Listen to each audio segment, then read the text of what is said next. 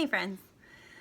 Okay, so in the last while, I've been kind of obsessed with the idea of trials and how we get through them.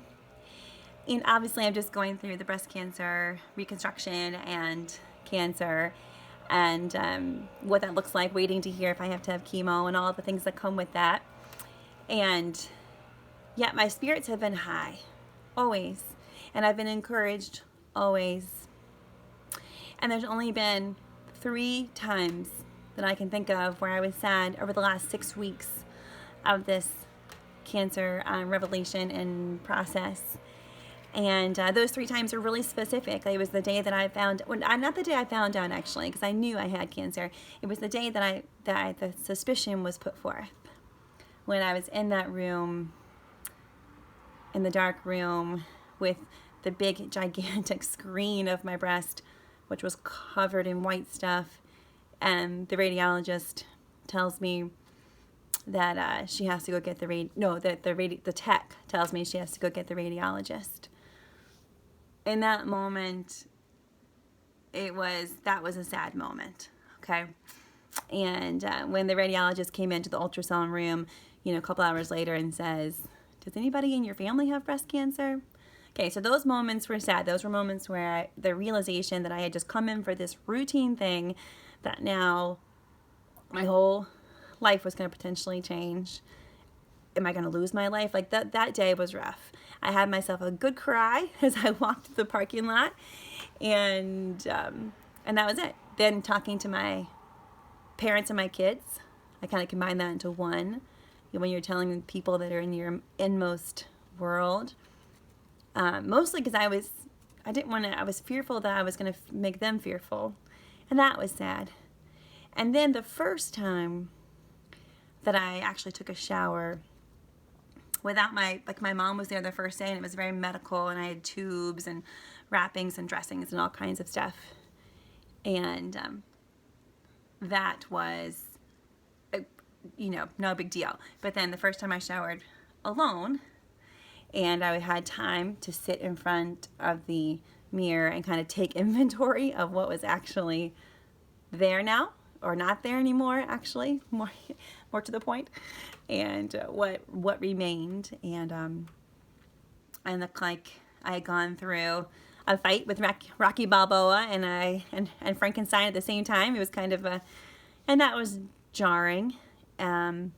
But outside of those 3 instances, truly, for like 6 weeks, I've been almost on a cloud 9. And what? How is that possible, right? With any kind of big cancer diagnosis. And I thought it's only possible by the means of perspective change. And how do you get perspective change? And that's what I've been obsessed with. And you get perspective change, in my opinion, by getting to a space of gratitude. And it doesn't matter whether it's a big, gigantic thing like breast cancer, or whether it's something small, like a daily annoyance, like you're trying to get out the door and your kids can't find their shoes, and then someone drops something and there's, liquid all over the floor. And then you get in the car and you realize you've forgotten something, and you're trying to get to the appointment and you're hitting every flippin' red light, and you feel like it's intentional. Like the cards are against you, karma is a jerk, and you're just, stuck, and your day's just going to be horrible. The day's just going to blow. No, like days like that, right? How do you get a perspective change in those days? How do you get a perspective change when you get a bad diagnosis or you get a huge problem in your life? And I think it's gratitude. And how do you get to gratitude? And then how do you stay in gratitude? Because that could be pretty fleeting if you don't take effort to maintain it. And so I thought, well, how do you get to a space of gratitude? And you think about a cup of water, right? And you have the whole adage of like half full, half empty. And really, from a gratitude perspective, in my opinion, it wouldn't be whether it's half full, half empty. It'd be like the fact that you have water at all, right? Who cares whether it's half empty, half full? You have a half of a drink full of liquid when you could have none. So let's be grateful for the half that you have. And that is gratitude. And gratitude really it cannot dwell, in my opinion, gratitude cannot dwell in the same space as doubt and anger and negativity. Yes, you're still there. Yes, your day is still a wretched mess. And yes, you still have breast cancer. But if I imbibe my heart with gratitude and my brain with gratitude and my whole soul with gratitude, it almost is like a thicker, heavier force, and it like elbows all the other junk out of the way.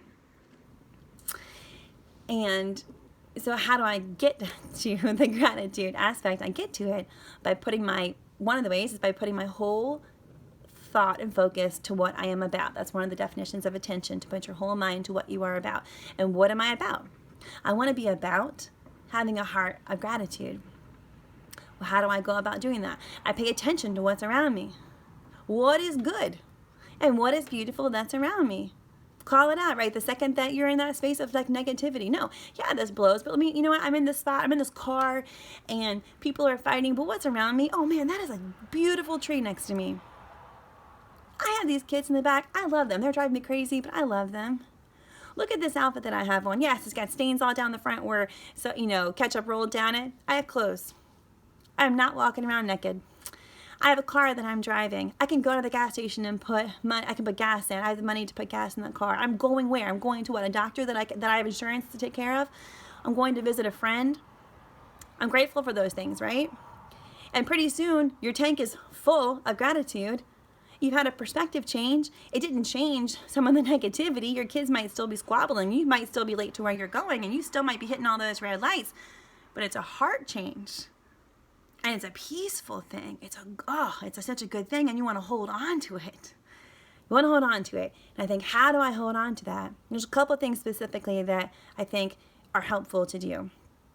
One, another thing, I guess I already said one. One is that you call things out immediately, right? You start speaking to your soul. You don't ever let your ears hear what your mouth is saying if it's negative. No, your ears need to be protected.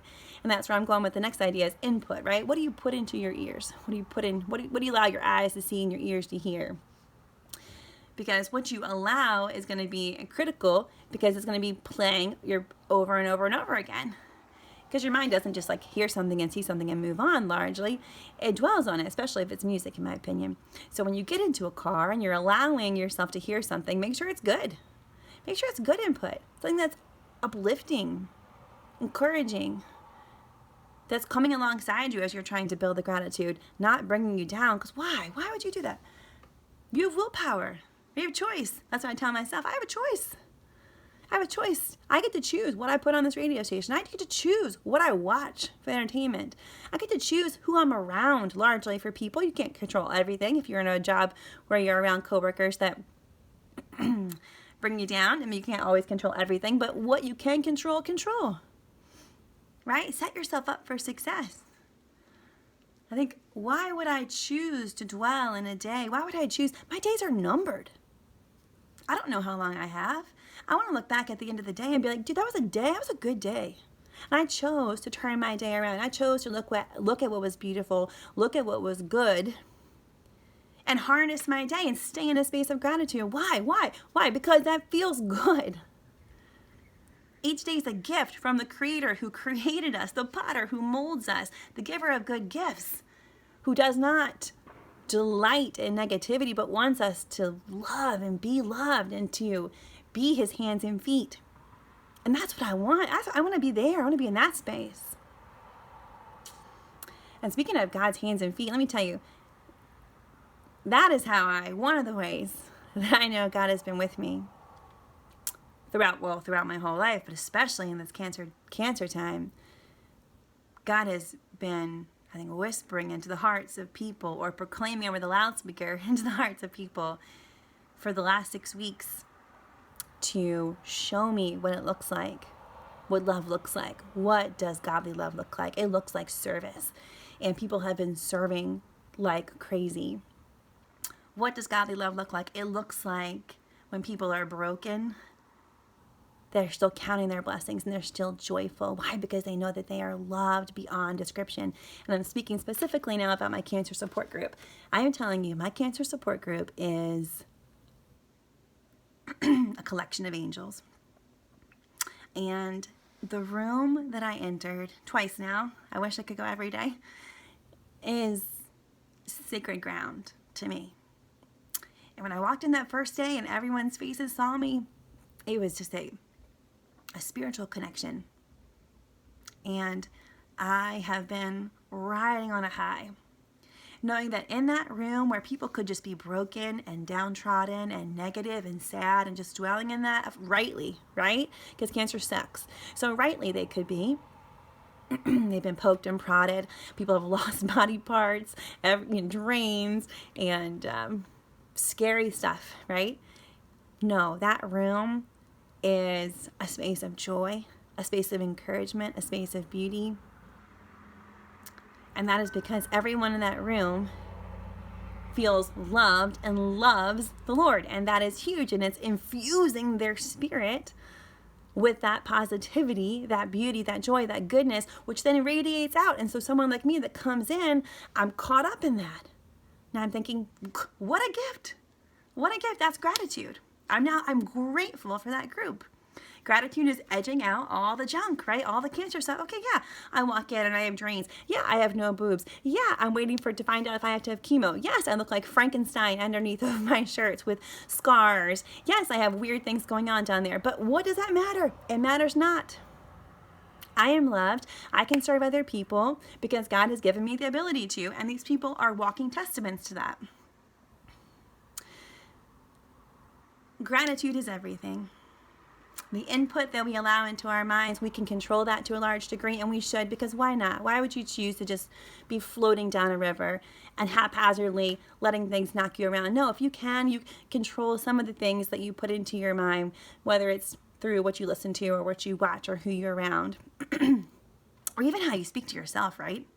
Like, don't even let your ears hear what your mouth says sometimes, because sometimes our mouths can say garbage. They can tell us lies. No, don't even let your ears hear that. Why dwell on that? Be careful what you hear. Be careful what you look at. Dwell on things, put your whole focus on things that are positive, things that are beautiful. Call that out. Call out the beauty, call out the goodness, because the more you tell yourself that, the more your ears hear that, the more your heart will hear that, and you'll live in a space of gratitude, and you'll recognize that it's all God, and it's all beauty, and it's all a gift.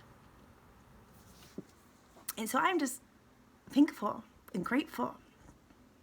I'm grateful for stupid cancer. How's that possible? Because it has brought me closer to the one who loves me more than anybody else could ever. I cling to that, and I'm so excited about that. And although I'm teary because I'm always an emotional person, it is a beautiful thing, and my heart is grateful. And so whether I'm having a hard day or not, I want to think about that. I want to remember what God has already done for me. I want to remember what he's done for other people.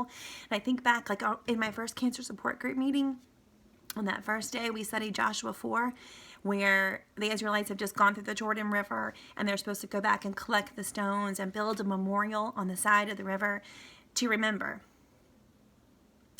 Remembering is so important. And what do I want to remember? I want to remember God's faithfulness through this journey. And I want to set up stones. There's a big old fat stone on the side of my river that says cancer. There's a big old fat stone that says infertility. And everybody's got their own stones, right? And I want to think, how did God bring me through that? And I want to remember, because it is a beautiful thing to remember. It is restorative to my heart. It connects me to my power source. It connects me to the one who loves me and shows me what love is. So, anyway, gratitude is everything. And those are some of the ways that I find gratitude and dwell in gratitude.